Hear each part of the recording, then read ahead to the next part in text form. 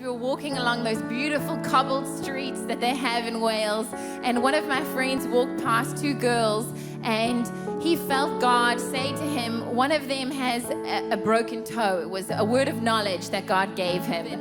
And they went up to these two girls, and he said to her, I'm so sorry to worry you, but I've got some good news for you. And so they looked, they were a bit taken aback, and he said to her, one of you has a broken pinky toe, that small toe on your foot, and God is going to heal it. And so they both had a blank face and just looked straight at him, and he waited for a while. He's quite bold. And the one girl nudged her friend, and then she said to her, tell him. And so she said, well, I have a broken pinky toe, but I don't know what you think God's going to do about it. So he said to her, well, would you mind if I just prayed for you? You've got nothing to lose. And she was really, she wasn't very interested, but she gave him the time of day, and he just put her hand on her shoulder very simply, and he said, God, if you've told me that she has a broken pinky toe, then you intend to heal her. And that's all he said.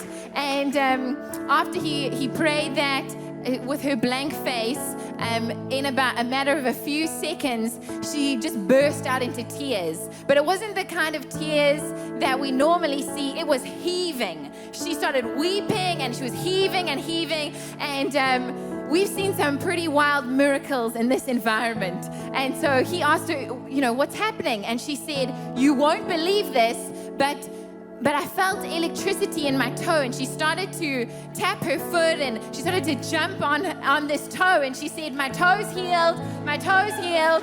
And she was just weeping and weeping and weeping. And we didn't understand her reaction compared to a small little pinky toe. And so we said, that's incredible, and that's exactly what God does. And we went on to just share with her the gospel. And then we said to her, well, is there anything holding you back from receiving the God that just healed you?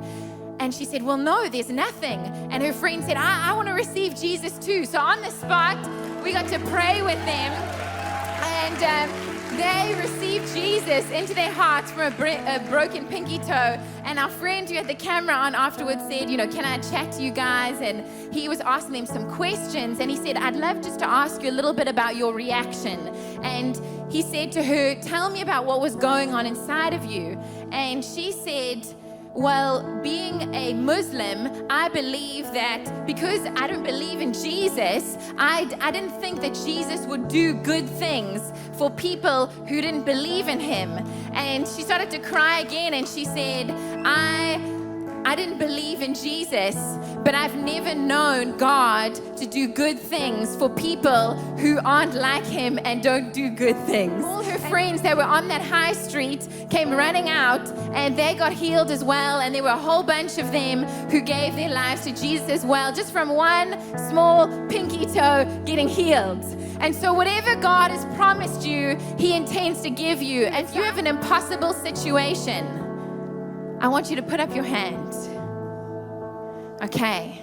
So Bethel family, I want you to get around these people. So if your hand's not up, I want you to start to lay hands. And if there's two of you with your hands up next to each other, just put one hand on your friend. Wild prayers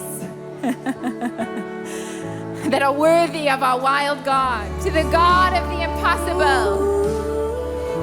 And without ever even singing out a single word of this song, I just want you to start to sing out to God, it is finished. He's so good. He's so good. He's so good.